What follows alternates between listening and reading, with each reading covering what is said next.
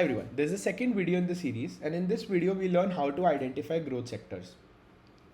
तो एसेंशियली अगर आप लोग स्टॉक को एनालाइज करना सीख भी जाओ, कंपनीज का एनालाइज करना भी सीख लो, first you need to understand कि उस जिस कंपनी उस जिस सेक्टर को बिलोंग करती है, क्या वो सेक्टर ग्रो कर रहा है नहीं कर रहा. And I explain this with an example. Consider a company like Nokia, right. Nokia was doing very well in the early 2000s. काफ़ी अच्छा कर रही थी, अच्छे से उनका मतलब everybody was using Nokia phones, their products were good, they lasted good, कोई प्रॉब्लम नहीं थी. सेल्स अच्छे से ग्रो कर रही थी, सेल्स वॉज ग्रोइंग, प्रॉफिट्स भी डिसेंट थे. बट क्या हुआ, स्मार्टफोन्स आ गए, Android became very popular, Android became very popular और Nokia refuse to adopt Android. तो क्या हुआ, इनका मार्केट शेयर नीचे जाता गया क्योंकि इनके जो टाइप ऑफ नॉर्मल फ़ोन्स थे उनकी डिमांड गिरती गई. तो जो सेक्टर था, and by sector I don't really mean like at a high level finance, और ये मैम ड्रिल डाउन करके मतलब इंडिविजुअल एस्पेक्ट की बात कर रहे हैं. तो क्या हुआ, मतलब ये जो पर्टिकुलर एरिया था, यहाँ पे स्मार्टफोन्स की डिमांड बढ़ती गई और नोकिया स्मार्टफोन्स नहीं बना रहा था टिपिकल सेंस में. तो फिर इनका मार्केट शेयर लूज़ होता गया. तो बहुत ज़्यादा इंपॉर्टेंट है कि भाई ये समझना कि डेटा में अब एग्जैक्टली लोग क्या खरीदना चाह रहे हैं. ठीक है, what is the consumer mindset, और ये समझने के लिए हमें डेटा देखना है और अपने आसपास की चीज़ों को ऑब्जर्व करना है. और सबसे पहले एक बड़ा सिंपल सा डेटा पॉइंट हम लोग देखते हैं कि इंडिया में जो है मिडिल क्लास इनकम वो बढ़ रही है, राइट. इंडिया में मिडिल क्लास इनकम बढ़ रही है. तो जैसे आप देख सकते हैं, पोस्ट कोविड बॉटम 20% की इनकम भी बढ़ी है, लोअर मिडिल क्लास की इनकम भी बढ़ी है, मिडिल 20% की भी इनकम बढ़ी है, अपर मिडिल क्लास की भी इनकम बढ़ रही है, राइट. और ये जो सेगमेंट था, ये मेजरली मतलब specially the middle and the upper middle class segment, ये लोग मतलब कंसिडरेबली हाई परसेंटेज हैं इनकी पॉपुलेशन में, और यही लोग हैं जो कि काफ़ी खर्चा करते हैं, right. They spend a lot. तो अगर अब हम लोग को, और मतलब ठीक है, कोविड में थोड़ा जबकि इनकम करी थी तो रेट ऑफ ग्रोथ थोड़ी मतलब डिस्प्रोपोर्शनेटली हाई दिखेगी आपको क्योंकि उस टाइम पे गिर गई थी, तो जो बेस है वो कम है. बट एसेंशियली हो क्या रहा है, फिर भी एवरेज हाउस होल्ड इनकम भी बढ़ रही है और एवरेज हाउस होल्ड सेविंग भी कम हो रही है as a percentage of income. ठीक है, तो अगर जो ये एक्सेस मनी जो आ रहा है वो अगर सेव भी होगा उसमें से कुछ पार्ट, ठीक है, और कुछ पार्ट क्योंकि इनकम स्पेंडिंग भी हम लोग की इन जनरल इंडिया में बढ़ रही है, कंज्यूमर स्पेंडिंग बढ़ रही है, हम लोग ज़्यादा बाहर जाते हैं, we go out for parties more, we buy more products. तो हम लोग को ये समझना है कि हाँ यार, income is increasing, in income is increasing,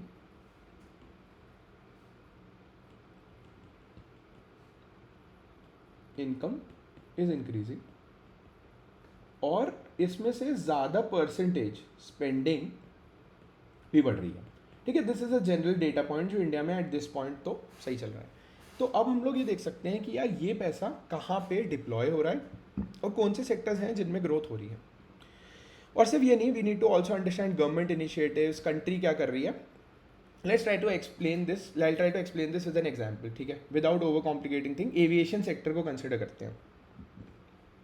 तो जो डोमेस्टिक एयर ट्रैफिक है that is expected to rise 15%. और अगर आप अभी भी देख लेंगे तो if you look at the right graph, number of passengers handled at airport वो भी कॉन्स्टेंटली ग्रो ही कर रहा था. कोविड में there was a major dip, पर अब वो प्री कोविड लेवल पे एटलीस्ट डोमेस्टिक फ्लाइट्स आ चुकी हैं, राइट. तो मतलब एट वी कैन सी कि हाँ भाई, मतलब number of passengers are increasing. और अभी पोस्ट कोविड हो गया है, हमारा domestic level pre COVID levels पे आ गया है, मतलब at a level of FY 2020 हम लोग दोबारा आ चुके हैं इन FY 2023 ऑल्सो. तो अब हम लोग और ग्रो करेंगे यहाँ से. अच्छा, अब हम देखते हैं कि गवर्नमेंट इनिशिएटिव्स क्या हैं. नए एयरपोर्ट सेटअप हो रहे हैं, है ना. तो नवी मुंबई में एक एयरपोर्ट बना है, Navi Mumbai international airport, right. It's a big airport. Delhi T1 दोबारा बना है.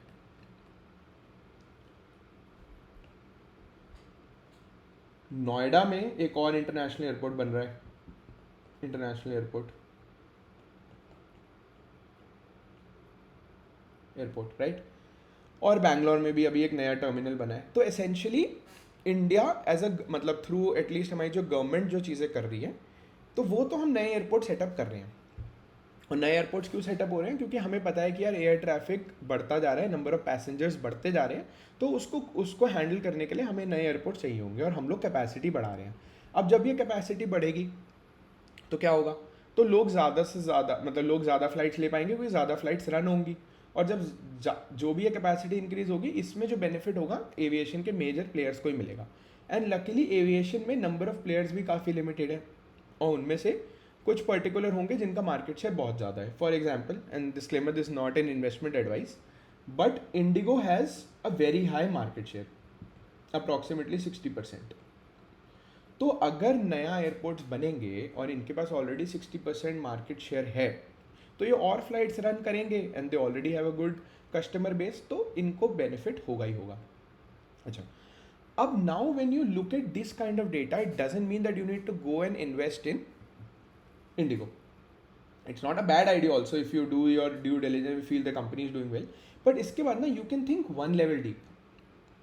So what you can think is कि यार इंडिगो की नंबर ऑफ फ्लाइट्स बढ़ेंगे, ओवरऑल कैपेसिटी बढ़ रही है, एयर ट्रैफिक बढ़ रहा है, तो इसको हैंडल करने के लिए फ्लाइट्स भी बढ़ेगी। अब इंडिगो जब फ्लाइट्स बढ़ाएगा तो इसके साथ उनको नंबर ऑफ कैरियर बसेस भी इंक्रीज करनी पड़ेंगी।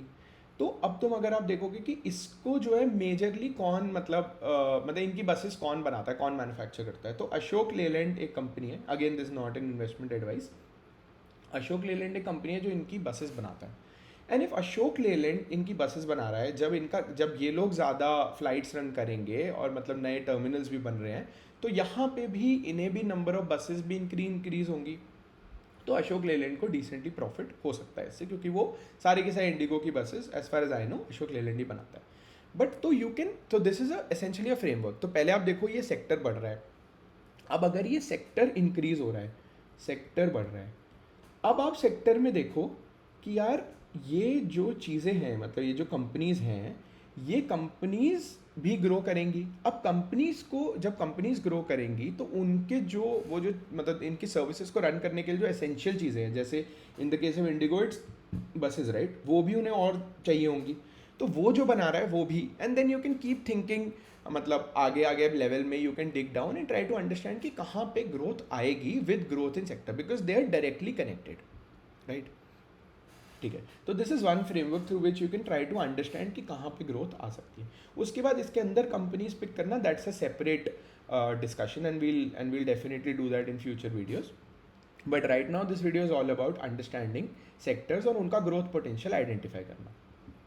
ठीक है, अब for example you can also look at credit card usage.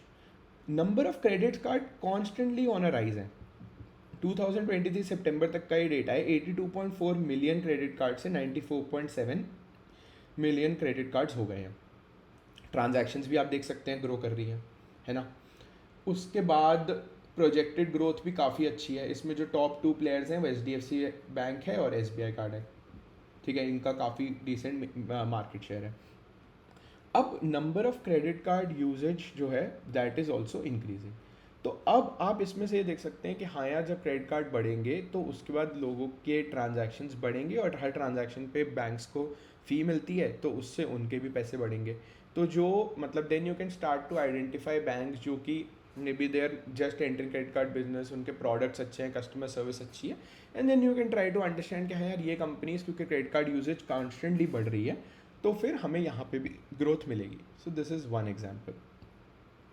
तो ऐसे करके हमें you can look at data and then try to pick companies. So first of all try to understand areas जहाँ पे ग्रोथ पोटेंशियल है, उसके बाद we can look at companies. क्योंकि अगर आपको ऐसा सेक्टर पिक कर लोगे जहाँ पे ग्रोथ नहीं हो रही है, तो अगर आप आप अच्छी कंपनीज पिक कर भी लोगे बट वो सेक्टर में ही ग्रोथ नहीं हो रही, गवर्नमेंट इनिशिएटिव्स उनके साथ अलाइन नहीं हो रहे, तो वहाँ पे ग्रोथ नहीं आएगी, right. Now, for example, I have one more example. For example, look at mutual fund and asset management companies. तो जो SIP कॉन्ट्रीब्यूशन है वो आप देखोगे बहुत अच्छे से राइज कर रही है, मतलब very very decent growth. On an average April 2019 में अराउंड 9,000 करोड़ से कम मतलब SIPs होती थी, और एट दिस पॉइंट नवंबर 2023 यहाँ पे अप्रॉक्सीमेटली 17,000 के आसपास जो है वो नंबर ऑफ ट्रांजैक्शंस हो रही हैं। तो यहाँ पे आप सीधा सीधा देख सकते हैं कि जो एसेट मैनेजमेंट कंपनीज़ हैं वो directly they charge a percentage of your total fund value. तो जब एस आई पीज बढ़ेंगी तो एसेट मैनेजमेंट कंपनीज क्या आपके प्रॉफिट्स बढ़ेंगे, क्योंकि रेवेन्यू बढ़ेगा तो प्रॉफिट भी ऑफ कोर्स बढ़ेंगे, क्योंकि और तो मतलब इनका तो जो पैसा इनके साथ आता है वो सॉर्ट ऑफ इनके लिए एक प्रॉफिट ही है। इनको तो बस they don't need to do anything other than do marketing और मतलब पीपल सैलरी। इसके अलावा कोई कैप मतलब they don't need capital expenditure to buy goods equipment, कुछ भी नहीं है। दिस इज जस्ट यहाँ पर इसके अंदर लोगों के पैसे होते हैं, right?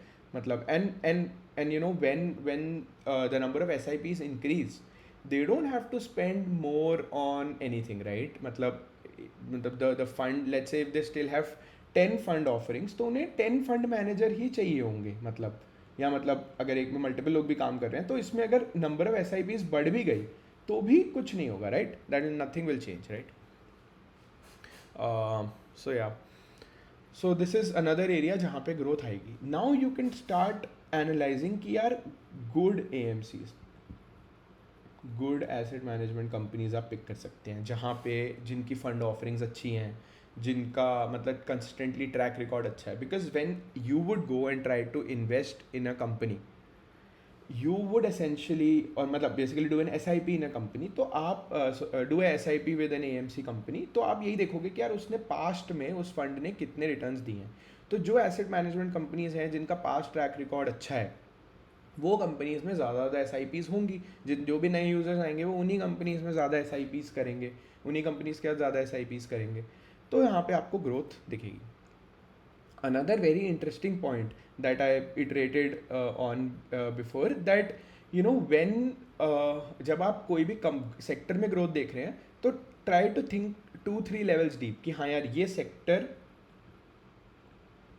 Is growing. That means that good companies in this sector will do well. Good companies will do well. अब good companies को क्या चाहिए? What do they need? Essential services. अब उनके प्रोवाइडर्स अगर आप ढूंढ लो तो आपको, sorry I just puts this here, अगर आप उनके प्रोवाइडर्स ढूंढ लो तो यू कैन ईजिली आइडेंटिफाई कि कहाँ पे और ग्रोथ आएगी अगर इस सेक्टर में डिसेंट ग्रोथ आएगी। जैसे there is a very good saying that if the entire world is buying gold then sell shovels. तो एसेंशली उसका पॉइंट यही है कि अगर कोई एक पूरा सेक्टर ग्रो कर रहा है तो उस सेक्टर को जो कंपनीज मतलब लेट्स से जैसे गोल्ड के केस में अगर लेट्स से गोल्ड बहुत ज़्यादा राइज कर रहा है तो जो कंपनीज गोल्ड बेचती हैं उन्हें डेफिनेटली फ़ायदा होगा, पर जो कंपनी शवल बेचती है उन्हें भी बहुत ज़्यादा फायदा होगा, राइट? एंड मतलब when companies are doing well, generally you would see that people will start investing in companies from that, good companies from that sector, but maybe एक level deep सब लोग नहीं देख पाए। So that is a good opportunity, अगर आपने उसे पहले identify कर लिया then you can make better returns।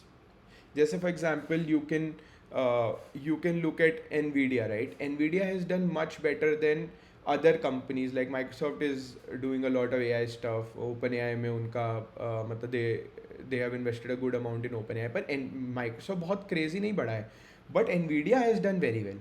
Why? Because Nvidia makes GPUs which are essential for any kind of AI related stuff।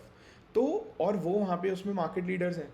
तो ये वही शवल वाला सीन है कि मतलब पूरी दुनिया जो है they are going crazy after AI, मतलब एआई का फ्यूचर ब्राइट लग रहा है। बट एनवीडिया जो है they provide an essential service. GPUs are essential to training your AI systems, और मतलब बेसिकली एआई एप्लीकेशंस बनेंगी तो उन जहाँ पे भी उससे रिलेटेड कुछ भी हो रहा होगा उन कंपनीज को जीपीयूज की ज़रूरत होगी ही होगी, राइट? तो अगर आपने कोई भी मॉडल ट्रेन करना है या आपको कुछ भी करना है एआई रिलेटेड तो आपको जीपीयूज चाहिए होंगे, and that is Nvidia has been doing well, right? तो yeah this is all I had. I hope you learn something from this video. Thank you.